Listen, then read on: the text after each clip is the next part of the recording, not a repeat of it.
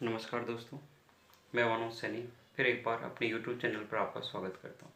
इससे पहले वाले वीडियो में हमने वर्णों की संख्या के बारे में, उनके उच्चारण स्थान के बारे में अध्ययन किया था।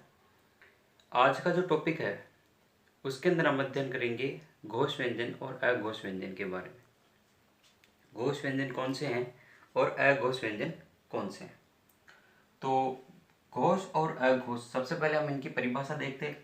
घोष वे व्यंजन जिनका उच्चारण करने पर स्वर तंत्रियों में कंपन उत्पन्न होता है उसे हम घोष या सघोष कहेंगे।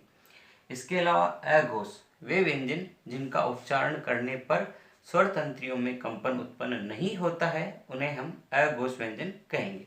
फिर एक बार पुनः टॉपिक का आपको आज का बता देता हूँ, घोष व्यंजन और अघोष व्यंजन के बारे में, जिनमें सबसे पहले हम देखते हैं घोष या जिनको सघोष भी कहा जाता है, जिनका उच्चारण करने पर स्वर तंत्रियों में कंपन उत्पन्न होता है उन्हें हम घोष या सघोष कहेंगे।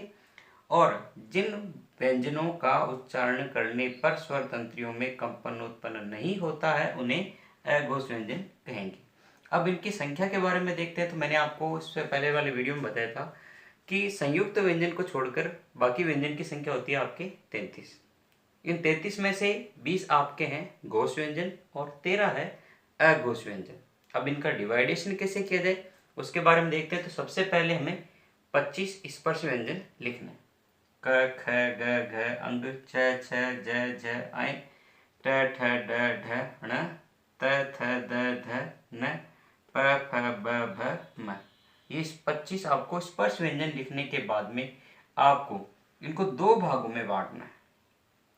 प्रत्येक वर्ग का, फिर बता देता हूँ, प्रत्येक वर्ग का तीसरा, चौथा और पांचवा, प्रत्येक वर्ग का तीसरा, चौथा और पांचवा वर्ण घोष व्यंजन में आएगा। प्रत्येक वर्ग का तीसरा, चौथा, पांचवा। उसके बाद में आपको अंतस्थ व्यंजन लिखना है, य, र, ल, व और एक ऊष्म व्यंजन है। इस प्रकार प्रत्येक वर्ग का तीसरा, चौथा, पांचवा, अंतस्थ व्यंजन और एक ऊष्म व्यंजन, इस तरह ये हो गए सारे के सारे 20। ये सारे व्यंजन 20 और इसके अलावा सारे स्वर ये आ जाएंगे आपके घोष व्यंजन में, जिनको वापस बता देता हूँ सघोष भी कहा जाता है। वापस एक बार देख लीजिए। प्रत्येक वर्ग का तीसरा, चौथा, पांचवा, अंतस्थ, एक ऊष्म व्यंजन है और सारे स्वर, ये तो आ जाएंगे आपके घोष व्यंजन के अंदर। और दूसरा अघोष, जिन व्यंजनों का उच्चारण करने पर स्वर तंत्रियों में कंपन उत्पन्न नहीं होता है वह अघोष व्यंजन कहलाएंगे। प्रत्येक वर्ग का पहला और दूसरा व्यंजन, पहला और दूसरा व्यंजन, इसके अलावा जो आपके बाकी तीन जो ऊष्म व्यंजन है, श शलगम, श षटकोण और श स्लीट, ये कुल मिलाकर आप देख लीजिए 5 और 5 10, 10 और ये 3 13। तो ये 13 हो गए आपके अघोष व्यंजन।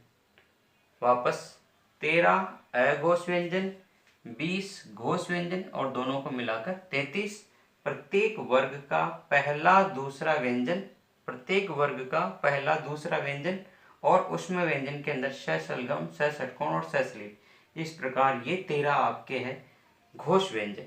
और आपको फॉर्मूला भी बताया था डिवाइडेशन करने का। पहले स्पर्श व्यंजन लिखिए, उसके बाद में प्रत्येक वर्ग का तीसरा, चौथा, पांचवा, अंतस्थ और एक ऊष्म व्यंजन, इसको दो भागों में डिवाइड कर दीजिए। पहला प्रत्येक वर्ग का पहला, दूसरा अलग कर दीजिए। ये आ जाएंगे सघोष या घोष व्यंजन में और 13 आ जाएंगे आपके अघोष व्यंजन में। आशा करता हूँ मेरा ये वीडियो आपको काफी पसंद आया होगा। धन्यवाद।